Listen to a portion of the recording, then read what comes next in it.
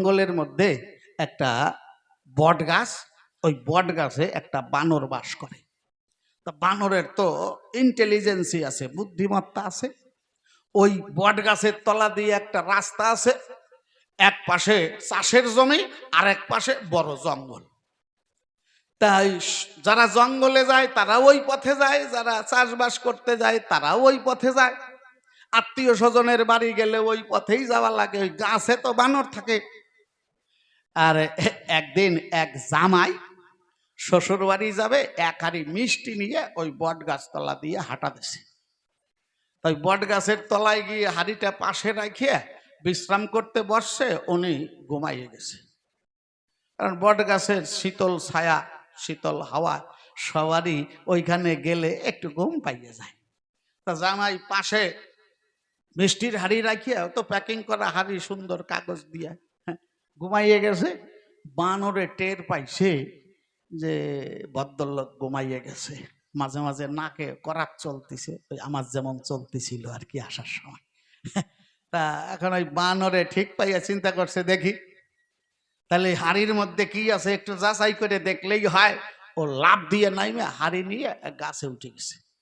গাছের কোটরায় বাঁধাইয়ে এক হাত দিয়ে সাপোর্ট দিয়েছে, এক পা দিয়ে হাড়িতে সাপোর্ট দিয়েছে, আর এক হাত দিয়ে উপরে কভারে থাবা দিয়েছে। কাগজের কভার তো ছিঁড়ে গেছে।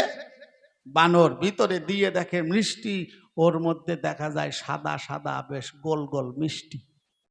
বানর মনে মনে কয়, শালা অপূর্ব সৃষ্টি, এ তো কোনোদিন দেখি নাই। এই মিষ্টি খায় না মাথায় দেয়, এটাও বানরের জানা নাই। এখন ওই বানর বড় বড় মিষ্টি তো হাড়ির থেকে নিয়ে একবার মুখের দিকে নেয় আর একবার পেছনের দিকে নেয়, মানে সাইজ মাপে।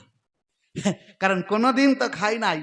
যদি এই দিক দিয়ে যদি ভিতরে গোডাউনে পাঠাইয়ে দেয়, যদি পেছনে যদি ডেলিভারি না হয়, শেষ পর্যন্ত বেকায়দা হতে পারে। এই জন্য সামনে নেয় আর পেছনে নেয়, মানে সাইজ একটা পরিমাপ করিয়ে নেয়।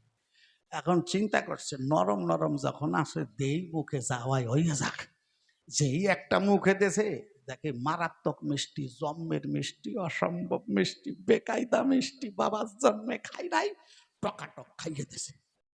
দেখবেন বানরে যখন খায় তাড়াতাড়ি সব যদি গিলতে না পারে, এই মাল গুদামে খানিক জমা করে ফেলায়, এদিক ওদিক খানিক জমা হয়ে যায়। আর কটা খাইয়ে হাড়ি ধরিয়ে ধপাস করিয়ে জামাইয়ের মাথার দ্বারে ফেলাইয়ে দিছে। হাড়ি ভাঙার শব্দে জামাই ঘুম ভাঙে তাকায় দেখে সর্বনাশ, যা করার বানরে করিয়ে দিছে। এখন বানরের সঙ্গে গন্ডগোল করা তো মানুষের শোভা পায় না। জামাই চলে গেছে, কিন্তু বানরের লোভ লাগিয়ে গেছে। ও এখন তাকাইয়ে থাকে তলা দিয়ে যদি কোনো মানুষ যায় হাড়ি আছে কিনা। ও ভাবে হাড়ি থাকলেই ভদ্রলোক, যদি হাড়ি না থাকে তাহলে ভদ্রলোক না। তা বেশ কয়দিন কাটিয়ে গেছে। এবার জ্যৈষ্ঠ মাসে, সব দিন তার হাড়ি আসে না, এক সাপুড়িয়ে উনি সকালবেলায় পান্তা ভাত খাইয়ে আর ওই হাঁটুর উপরে কাপড় পরিয়ে, দেখবেন যারা ওই মন্ত্রতন্ত্রের কাজ করে, ওর মধ্যে ফৌজদারি আছে, আদালত আছে, যারা ফৌজদারি কাজ টাজ করে ওরা এক কাপড়ে থাকে। রাত্রিবেলায় ঘুমাইলে পাও ধুয়ে ঘুমায় না, ঘরে দরজা পর্যন্ত দেয় না। এখন তো তন্ত্রমন্ত্রের কাজ অনেক কমিয়ে গেছে। তা উনি তো সাপ ধরতে গেছে সকালবেলায় পান্তা ভাত খাইয়ে। জঙ্গলে ঘুরিয়ে ঘুরিয়ে দুপুর পর্যন্ত, জ্যৈষ্ঠ মাস শুনবেন, গরম, এই সাইজের একটা কাল কেউটে সাপ ধরছে।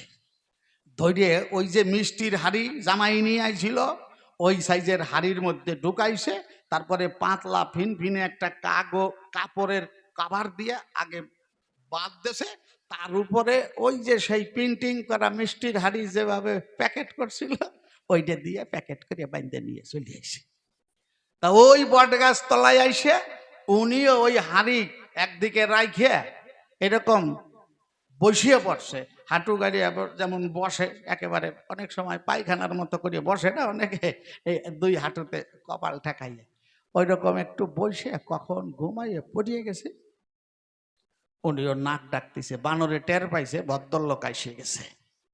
তা উনিও যখন ঘুমাইয়ে গেছে, হাঁড়ি নিয়েও আস্তে আগের মতো গাছে উঠে গেছে।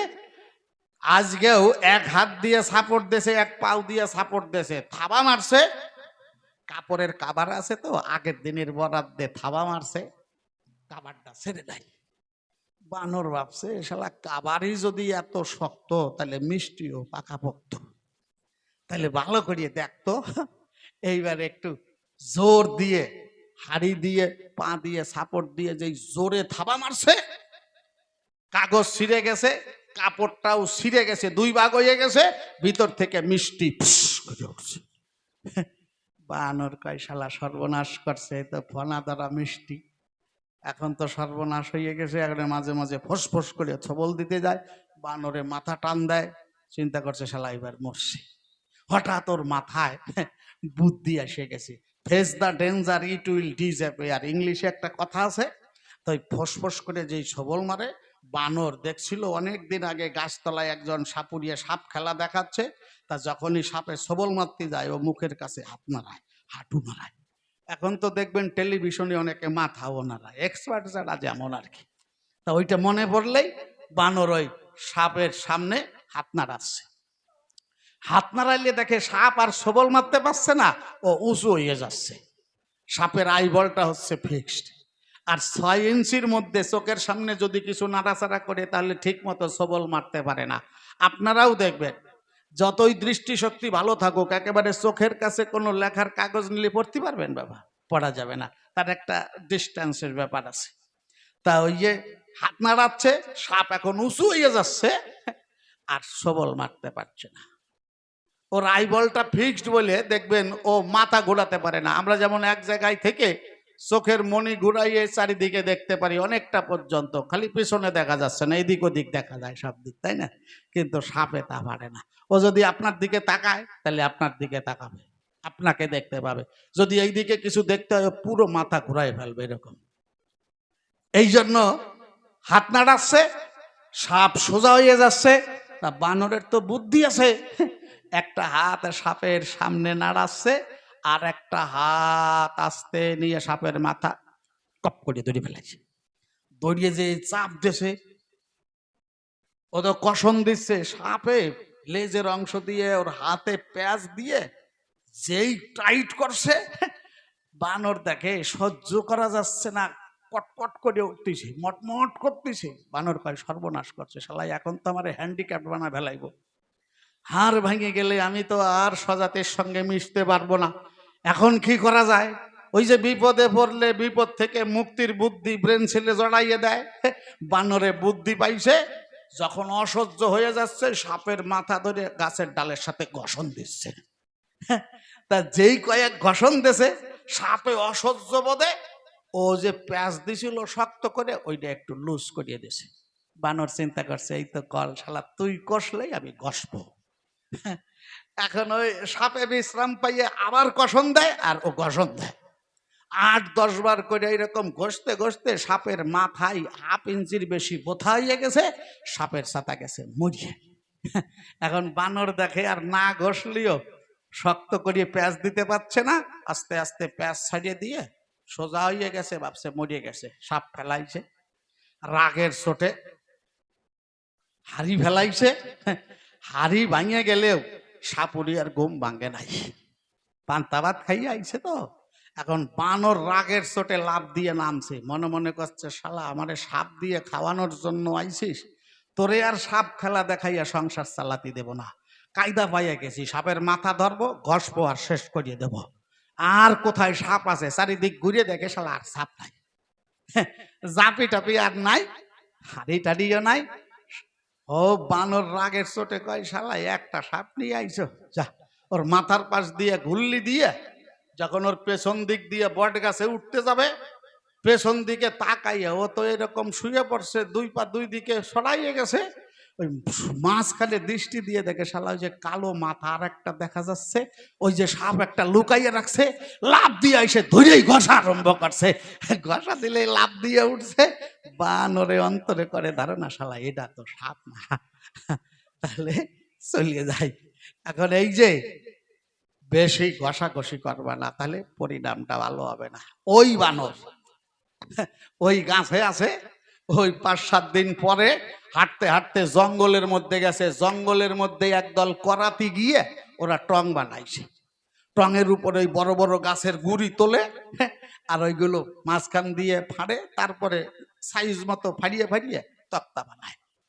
তারা ওই সকাল থেকে মোটা গাছের গুড়ি একটা উঠাইয়ে দিয়ে হ্যাঁ রাম করার চালাচ্ছে, উপরে একজন, নিচে 2-3 জন 4 জন থাকে।